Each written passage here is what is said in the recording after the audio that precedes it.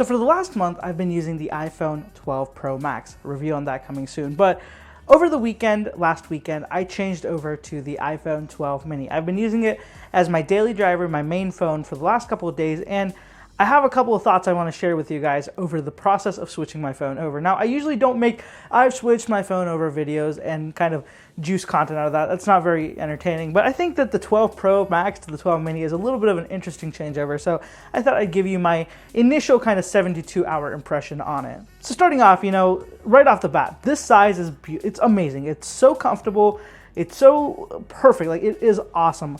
I know that a lot of people don't like the smaller phones. They like massive phones with the biggest screens. But for me, I'm not someone who needs the biggest screen, but I want something that's absolutely comfortable to hold, to use. And this just completely nails that. The weight, the comfort, everything just kind of works in its advantage so well. Even with a case on, this is so much more lighter than the 12 Pro Max without a case, and it's just absolutely a world of difference coming from that 12 Pro Max. It's so easy to actually use this phone one-handed and not worry.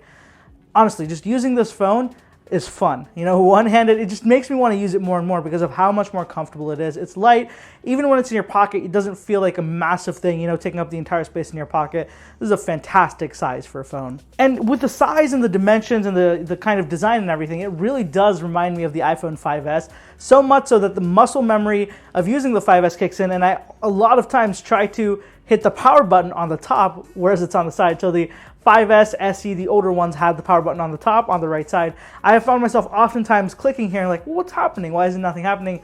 It's that muscle memory of using those phones kicks in and it goes there. So this is a fantastic design and size. I just completely love it. I can't overstate that enough. The size of this phone is kind of, it's weird because I thought it would be like the size of the current iPhone 8 and iPhone SE, but no, it's actually even smaller than those two. It is really small. And to its disadvantage a little bit, this notch really doesn't work. It's the same exact size of notch on every other iPhone. So the icons, everything are just so packed in there, and you can immediately notice that it feels wrong. It really feels like this phone should have had a smaller notch than it currently has, but you can't do anything. Apple's kind of locked in this notch size, and it's the same notch on every phone all the way from the iPhone 10 all the way to the 12 Pro Max over the last 3 years. And the size of that notch actually brings in an interesting issue because what happens is when you're watching 2:1 video on YouTube, a lot of YouTubers have moved to making video in the 2:1 aspect ratio, and what happens is actually a little bit of that video starts to get cut off with the notch because of how small the display is.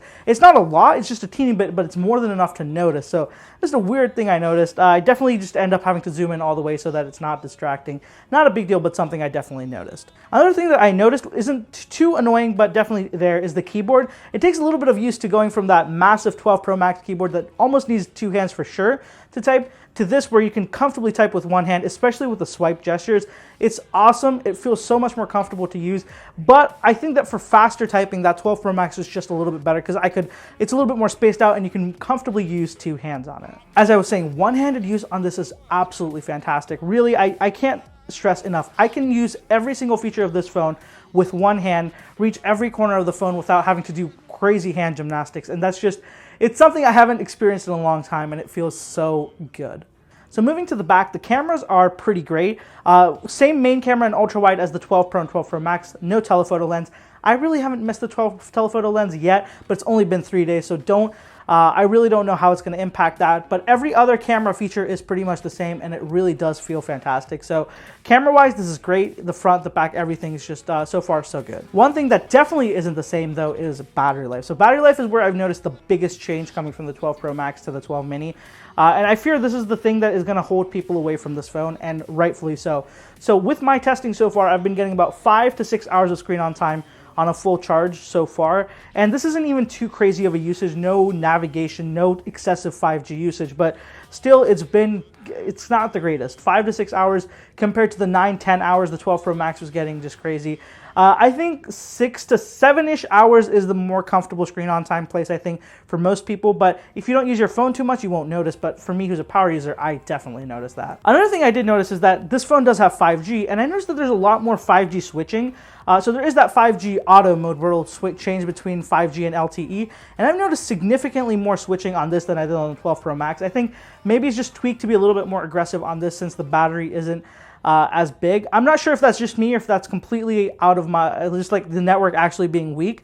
But I did notice in many places that I got consistent 5G on the 12 Pro Max, I was getting LTE on this. So that's my guess, that the 5G switching on this is just a lot more aggressive to save battery life. So after 72 hours, my impressions are very positive. I am enjoying this phone, and it so far has met all of my expectations. Sure, the battery isn't that great, but I kind of prepared myself for it. I knew what I was getting into, and it's been decent so far. Now, I fear a couple of days down the road when I really need to use the phone a lot more, when there's a lot more usage, I'll start getting annoyed with it. But when that happens, I'll be sure to include it in my full review. So there's going to be a lot more content on this. For now, it's just been a couple of days, so I want to give you my initial quick thoughts on what it's like switching from the biggest phone to the smallest one in the iPhone lineup. I didn't think that it would fit in any other video, so I just thought I'd make a specific video dedicated to it. And if you have any questions about the 12 mini, feel free to ask me down in the comments below. And if you haven't already, be sure to subscribe to the channel for a lot more iPhone 12 mini content coming at you soon, including that 12 Pro Max review that's going to be coming as well. And if you haven't already, be sure to follow me on social media. All the handles right here on the screen,